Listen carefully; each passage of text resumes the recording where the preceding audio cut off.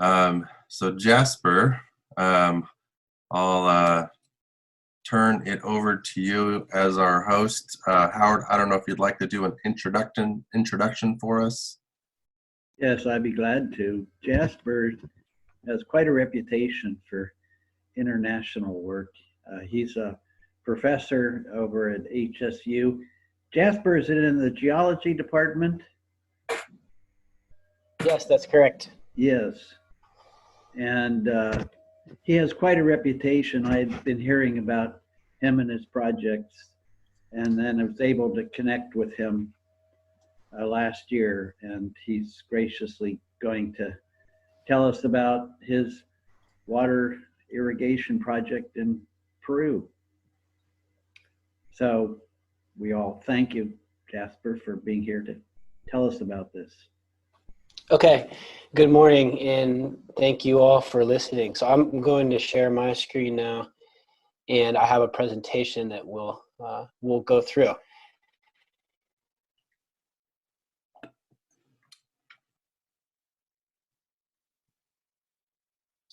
Okay, so here we're looking, and we're going to be talking about today, is a project that we've been working on for 2 years in the Peruvian Andes near Cusco. And so I'm working with Margaret Lang, she's in the engineering department here at Humboldt State, and then Professor Christina Keating from Rutgers, and then graduate students both at Humboldt State and at University of Michigan. So our project, this picture here is looking at the upper part of the watershed that we're studying called the Ramushaka. I'll go into a little bit of detail about the Ramushaka shortly. So the project really has these 3 interconnected themes that are, and the project is funded by Geoscientists Without Borders. We called it Bonanza in Los Andes, and here the bonanza, the boon is water. And the 3 interconnected themes, the first is the benefit to the community. So we are collaborating with the community of Zurite to build irrigation canals, and those were actually recently completed in the last month. About 1.5 kilometers of irrigation canals to benefit over 100 families. And the second goal of our project is the geoscience. So studying this upper watershed to understand fluxes of water into and out of the watershed. And then the third is the mentorship of students and connecting students from different parts of the world. So we're working with Peruvian scientists and Peruvian geologists. They're based in both Cusco and Lima as a part of our project. So it's really important, this integration and connection of ideas between students in the US and students in Peru. And thus far, we've had over 30 students that have been part of our project in the last 2 years. We've taken 3 separate trips to the community of Zurite. And this picture on the bottom is showing some of the people involved with our project, students, leaders in the community, and then also host families that are gracious and host us in their homes while we're working in Zurite. So this icon just down at the bottom right there, we did a podcast through the Society of Exploration Geophysicists, and they're the ones who are funding the Geoscientists Without Borders in our project. So that podcast called The Seismic Sound Off goes into a little bit more detail about our program. So if you want to learn more, you can check that out. So let's go back here and think about the broader picture of the Peruvian Andes. So this picture on the right here shows these 3 major biomes, and these are biomes that exist above the permanent tree line or at the limits of the permanent tree line up to the permanent snow line. So along the spine of the Andes at the limitation of where vegetation can grow. And we're focused here on the Puna, which is less studied than the Halca or the Paramo that exists further to the north. And the Puna is important because it's the source of headwater streams throughout a lot of the Andes. So you may have heard that glaciers in the Andean region are melting, and as these glaciers melt, more of those upland areas will turn into these Puna landscapes, like I've shown this picture here on the right. And so understanding the hydrology of these upland systems is important for water security in the region. And it is already important for water security for places as large as Cusco, so almost 4,500,000 people, and 80% of their water is derived from these Puna grasslands. So that star there shows the location, approximate location of Cusco and Zurite. So Zurite is about an hour north of Cusco, and it's a farming community shown in this Google Earth image here. Here's Zurite. There's about 4,000 people who live there. It's constructed on, this is the alluvial fan of debris that's fallen out of the mountains here and built up this gently sloping area where they have lots of agricultural plots, and then there's a flatland, an old lake that the Spanish actually drained, which is the Anta Plain below. And you'll see a picture of that in a minute. So Zurite and the surrounding fields are at an elevation of about 3,400 meters, and there's incredible relief, so about 1 kilometer of relief or more, right behind Zurite. And so the source of water for much of the agricultural needs and then also municipal needs of Zurite comes from this upper Ramushaka watershed. And our study site is outlined here in blue, so up at the top part of this watershed. And then this darker blue shows a diversion canal where they have taken water from the Ramushaka and they're using it to irrigate in this most intensively agricultural section of Zurite. And so this upper part, there's this is our study site, this 2.14 kilometers squared watershed. And if you were to stand on San Cristobal, which is this high peak, and look back out across the Anta Plain. So now we're going to change our frame of reference where we're looking out across Zurite in the field below. It would look like this. So there you can see, for reference, Zurite in the far right, and we're looking in the direction of Cusco. So Cusco is beyond these mountains here in the distance. This is the Anta Plain below. So this checkerboard of green fields during the wet season. And so we're in the southern hemisphere here, and the wet season is the primary growing season. But because this is in the tropics, there's lots of solar radiation that would also in the winter season. So they grow things year round. And the thing that changes between the wet and the dry season is the availability of water.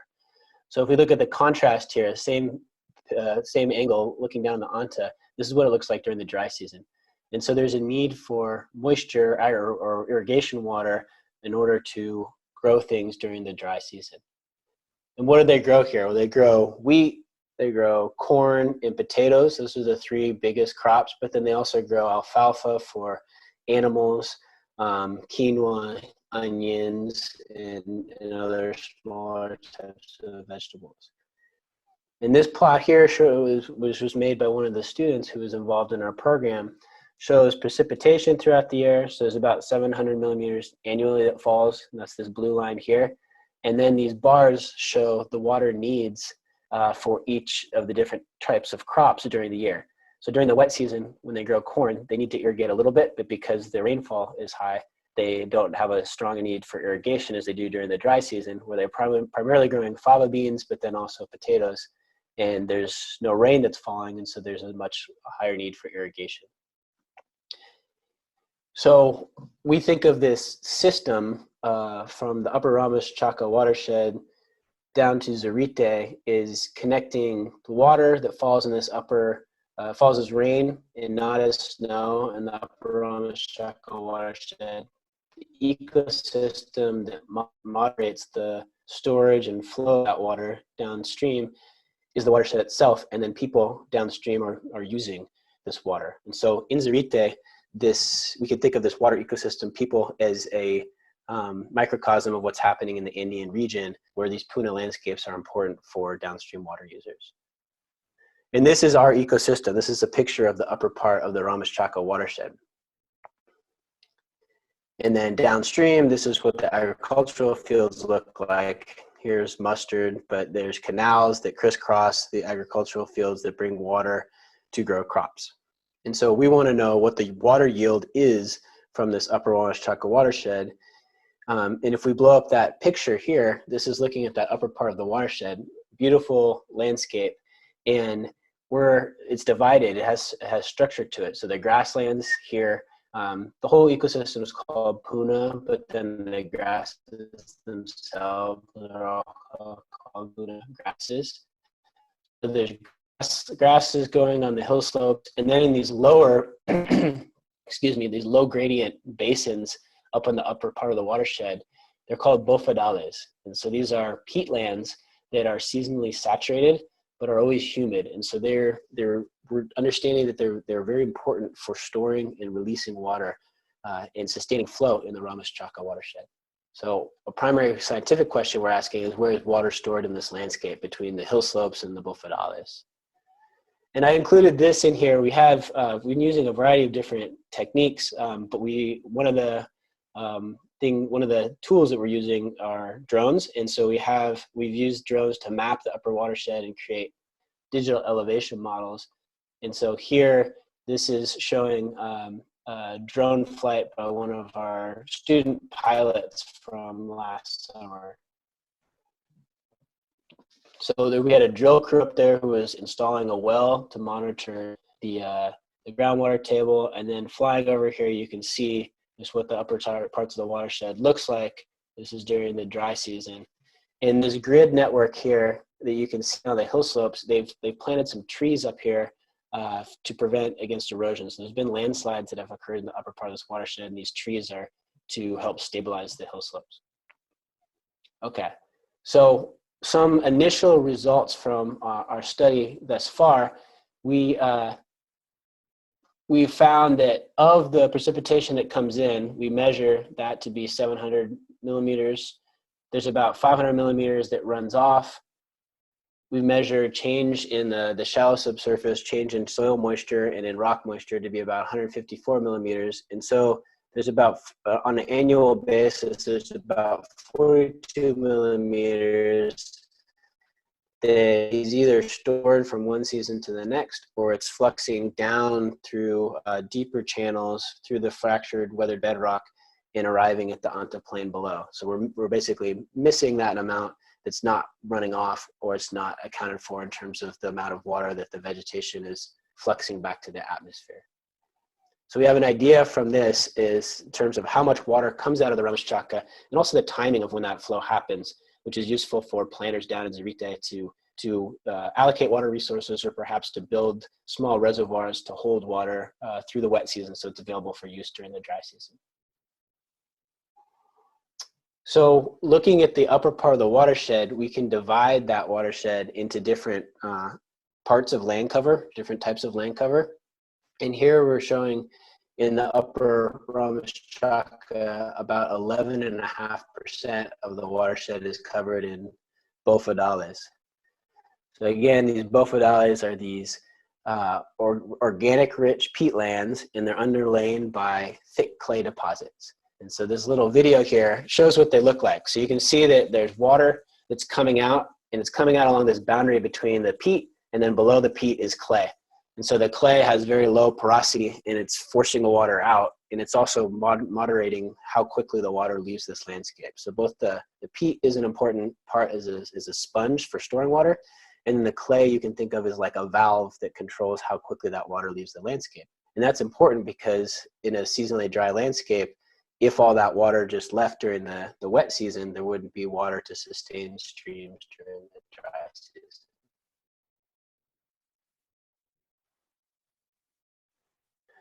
So another part of what we've done, and this is working with our collaborator, Christina at Rutgers University, is we've used a variety of geophysical techniques to basically probe the subsurface.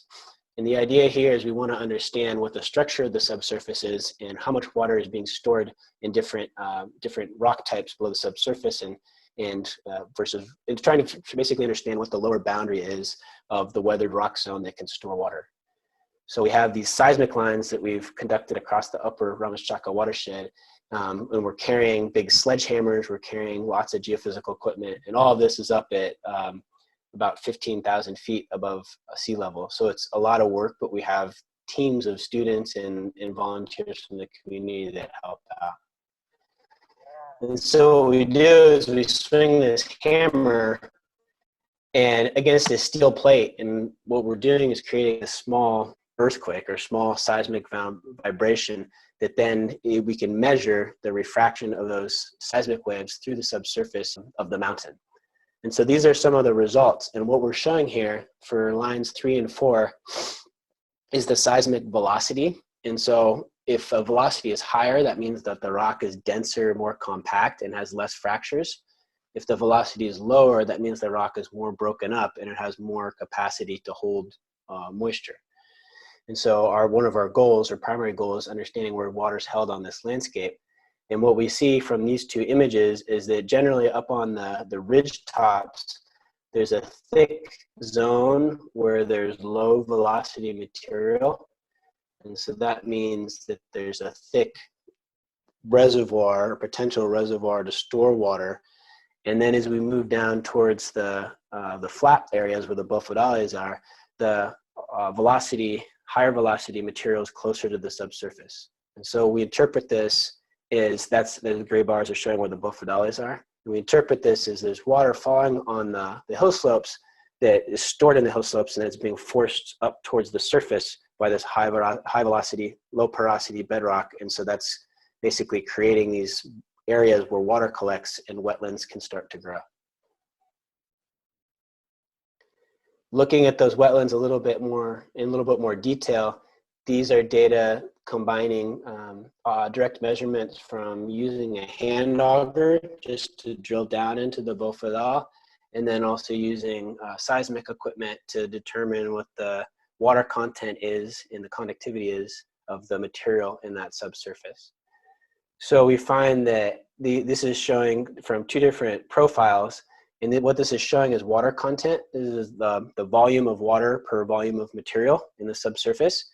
And in the upper part, we can see that the volume of water divided by the volume of material is almost 1.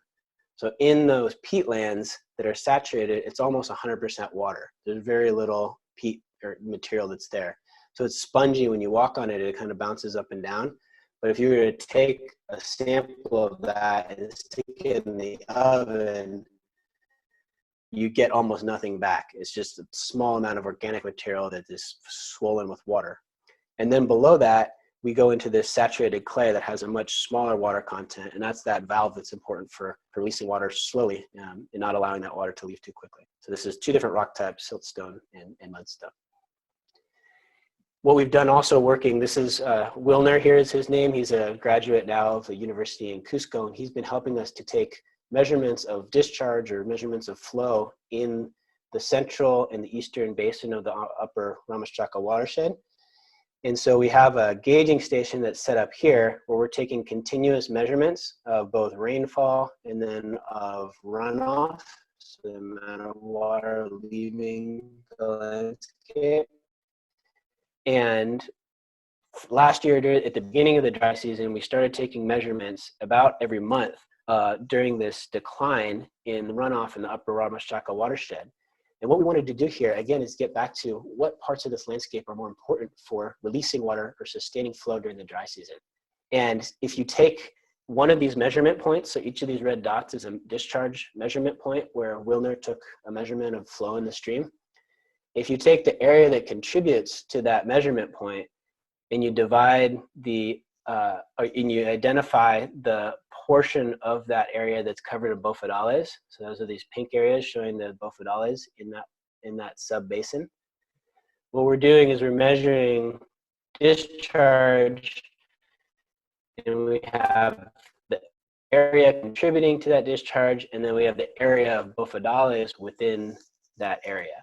And so what I'm going to show here is a plot of the runoff. And runoff we define as this discharge divided by the contributing area. So it's the flow scaled by what's the area that's contributing to that flow in terms of the watershed area. And then I'm going to plot that against the percent of that contributing area that's covered in bofedales. So that would be the pink divided by the blue in terms of an area divided by an area. So what we find is that this is down here, the percent of that sub-basin covered in bofedal. So what is the proportion of a contributing area that's covered in these peatlands? And then this runoff, this is how much water is coming from that sub-basin. And so from June to October, at all of our sites, we see that larger proportions of a sub-basin that are covered in the bofedal will yield more water. They have more water coming out of them. And from June to October, we see there's this decline in all of our sites from blue to red. And so that's this is days since the beginning of the dry season, which is approximately mid-May. So as we progress through the dry season from blue to red, flow is dropping in all of our sites, and that makes sense because we're going into the dry season. But the relationship is maintained in which those poor portions of the landscape that have more bofedales are yielding more water to the stream. And so these bofedales, these sponges, are really important for sustaining that flow in the stream throughout the dry season and for downstream water users in Zurite. So some impacts on the students. This is another component. So we talked a little bit about the science, a few words on impacts of the students, and then I'll give a couple pictures of the impacts to the community and the canal. So here's a few pictures on the right showing from last summer, field work here, and then a trip to Pisac with the students to see Inca ruins. And then here showing Wyeth, who's a master's student working with me at the American Geophysical Union Fall Conference last December, and then 2 other students who are presenting a poster on this work. So just some quotes from the students about the impact that the experience has on them in terms of solidifying or broadening their perspective, what an engineer's job is, rethinking approach I want to take to grad school, and wanting to pursue a career in water resources. And then broadened my horizons immensely, made me realize I can do meaningful work in almost any part of the world while still doing something I enjoy. And then just a list of some presentations that I've made, and then more importantly, the presentations that students have made at scientific conferences.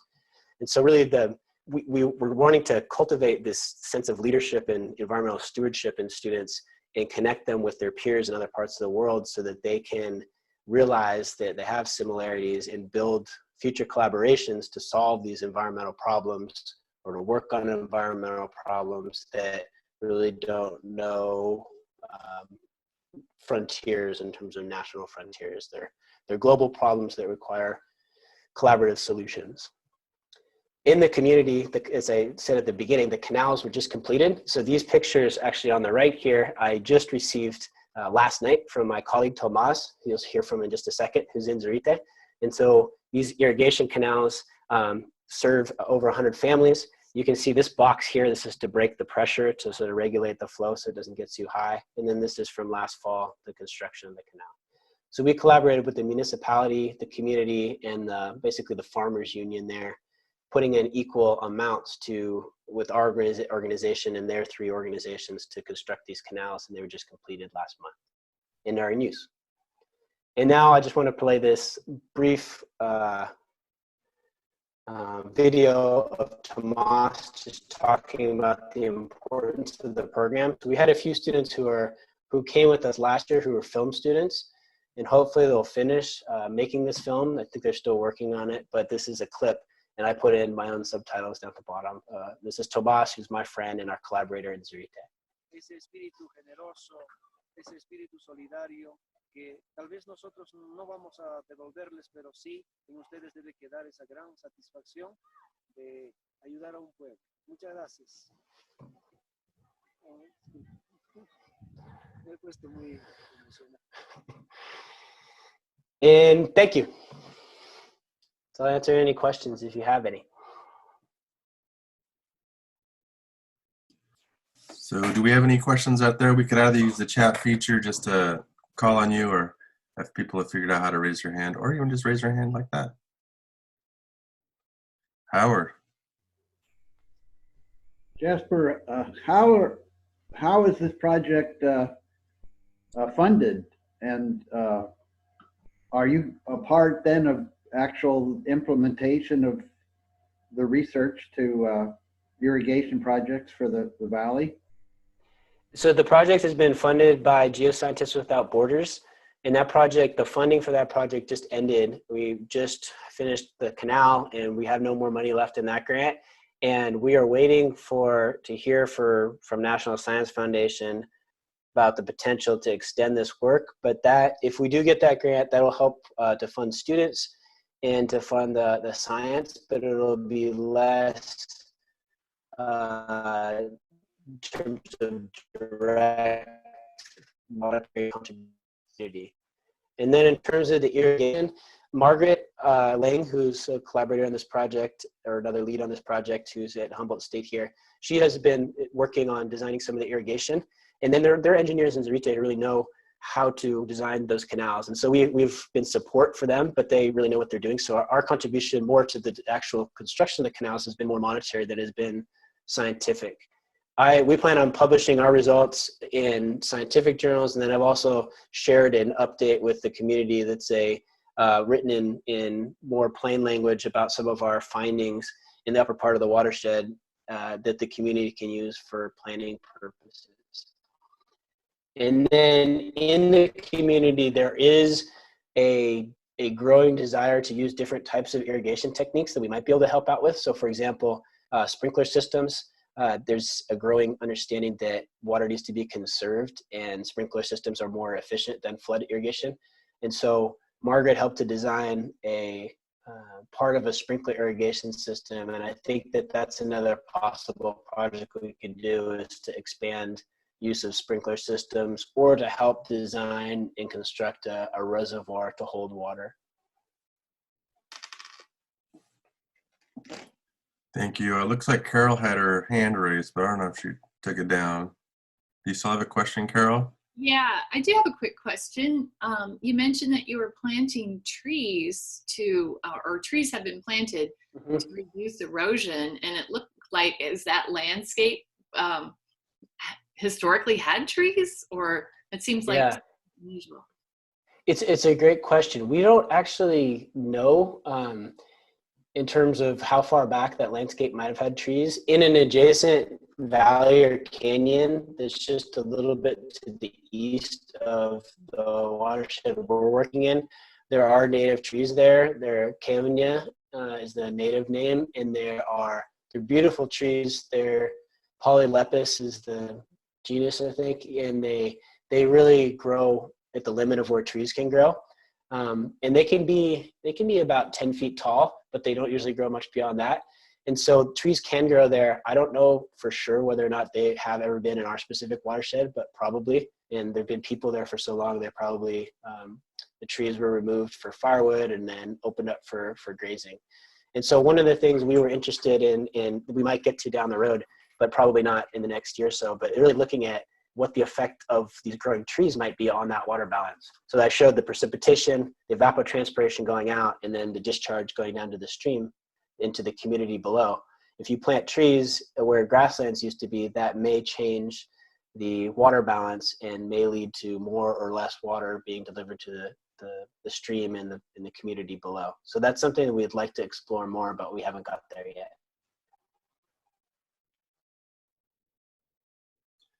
Do we have any other questions out there?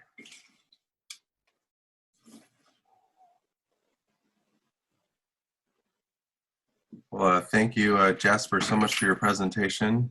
Fascinating to see what's happening out there with the watershed. So grateful.